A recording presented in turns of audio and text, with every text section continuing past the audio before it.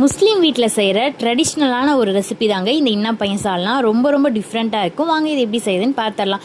1 tumbler துவரம்பருப்பு, 1/2 tumbler கடலைப்பருப்பு ரெண்டையுமே நல்லா மிக்ஸ் பண்ணி கழிஞ்சு எடுத்துட்டு, ஒரு 1/2 கிலோ மட்டன் எலும்பு, கொழுப்பு, கறி இது 3ஐயும் நல்லா வாங்கி வாஷ் பண்ணி ஆட் பண்ணிக்கலாம். கொஞ்சமாக மஞ்சள் தூள், மட்டன் வேக தேவையான அளவு தண்ணி ஆட் பண்ணி ஒரு 15 விசில் விட்டுறலாம். 15 விசில்லேயே மட்டன் நல்லா சாஃப்டாக குக் ஆயிரும்.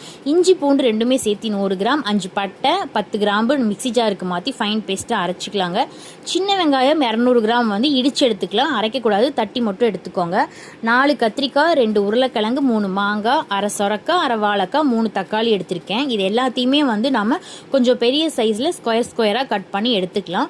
நான் இன்னைக்கு ஒரு பெரிய சைஸ் பெரிய வெங்காயம் கட் பண்ணி வச்சுருக்கேன். 1 டேபிள் ஸ்பூன் மிளகாய்த்தூள், 1/4 டேபிள் ஸ்பூன் மல்லித்தூள் எடுத்திருக்கேன். சின்ன வெங்காயத்தை இந்த மாதிரி தட்டி எடுத்துக்கிட்டேன். ஒரு கைப்பிடி அளவு புதினா, கொத்தமல்லி எடுத்து வச்சுருக்கேங்க. வெஜிடபிள்ஸ் எல்லாத்தையும் கட் பண்ணி ரெடி பண்ணி எடுத்து வச்சுக்கலாம். இப்போ ஒரு அடிகடமான பாத்திரத்தில் தேவையான அளவு கடலெண்ணெய் ஆட் பண்ணிவிட்டு, எண்ணெய் நல்லா சூடானதுக்கப்புறம் நம்ம பெரிய வெங்காயத்தை ஆட் பண்ணிக்கலாம். பெரிய வெங்காயம் நல்லா கோல்டன் ப்ரௌன் ஆகிற வரைக்கும் நல்லா வதக்கி விட்டுக்கலாங்க.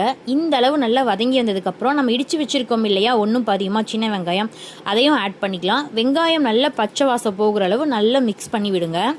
இந்த அளவு நல்லா வதங்கி வந்ததுக்கப்புறம் நம்ம இஞ்சி பூண்டு பட்டை கிராம்பு அரைச்சி வச்சுருக்கோம் இல்லையா, அந்த மசாலாவையும் ஆட் பண்ணிக்கலாம். இப்போ இது எல்லாமே நல்லா பச்சை வாசம் போகிற அளவு நல்லா வதக்கி விடுங்க. அப்போ தான் குழம்பு ரொம்ப நல்லா டேஸ்ட்டாக இருக்கும். ஸோ இந்த அளவு நல்லா வதங்கி வந்ததுக்கப்புறம் நம்ம எடுத்து வச்ச புதினா, கொத்தமல்லி, தக்காளி இதையும் ஆட் பண்ணி தக்காளியெல்லாம் நல்லா மசிஞ்சு வர அளவுக்கு நல்லா வதக்கி விட்டுக்கலாம். கூடவே தேவையான அளவு கல்லுப்பு ஆட் பண்ணிக்கலாங்க. இந்த அளவு நல்லா வதங்கி வந்ததுக்கப்புறம் மல்லித்தூள், மிளகாய்த்தூள் இதையும் ஆட் பண்ணிவிட்டு நல்லா மிக்ஸ் பண்ணி விட்டு பச்சை வாசம் போனதுக்கப்புறம் நம்ம கட் பண்ணி வச்சுருக்க காய்கறியெல்லாம் ஆட் பண்ணிக்கலாம். காய்கறியை ஆட் பண்ணிவிட்டு மசாலா கூட ஒரு 2 நிமிஷம் நல்லா மிக்ஸ் பண்ணி விட்டுக்கோங்க. இந்த மாதிரி நல்லா கலந்து விட்டுட்டு காய் வேக தேவையான அளவு தண்ணி ஆட் பண்ணிவிட்டு நல்லா மிக்ஸ் பண்ணி மூடி விட்டு ஒரு 10 நிமிஷம் காய் வேகிறதுக்கு விட்டுருங்க. இந்த பக்கம் பார்த்திங்கன்னா பருப்பு, கறி, எலும்பு எல்லாம் நல்லா சாஃப்டாக வெந்துருச்சு. இப்போ ஓப்பன் பண்ணி பார்த்தா பாருங்கள், எல்லாம் நல்லா எலும்பு எல்லாம் நல்லா வாயில் போட்டு கடிச்ச உடனே கரையிற மாதிரி இருக்கணும். அந்த அளவு நல்லா வேக வச்சு எடுத்துக்கலாங்க. இப்போ நம்ம காய் வெந்துருச்சு. இப்போ நம்ம இந்த பருப்பு, கறியில் வேக வச்சுருந்தோம் இல்லையா, இதையும் ஆட் பண்ணிவிட்டு நல்லா மிக்ஸ் பண்ணி விட்டுக்கலாம். மிக்ஸ் பண்ணி விட்டுட்டு ஒரு 20 நிமிஷம் லிட் போட்டு மூடி விட்டுருங்க. அவ்வளோதாங்க, டேஸ்டியான முஸ்லீம் ஸ்டைல் இன்னா பையன் சால்னா சூப்பராக ரெடி ஆயிடுச்சு.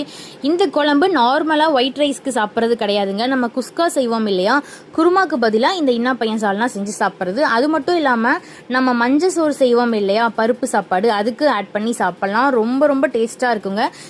கண்டிப்பாக நீங்களும் ட்ரை பண்ணிவிட்டு எப்படி இருக்குன்னு மறக்காமல் கமெண்ட் பண்ணுங்கள். இந்த மாதிரி ரெசிபிஸ் வீடியோஸ்லாம் பார்க்க நம்மளுடைய சேனலை சப்ஸ்கிரைப் பண்ணி வச்சுக்கோங்க. தேங்க்ஸ் ஃபார் வாட்சிங்.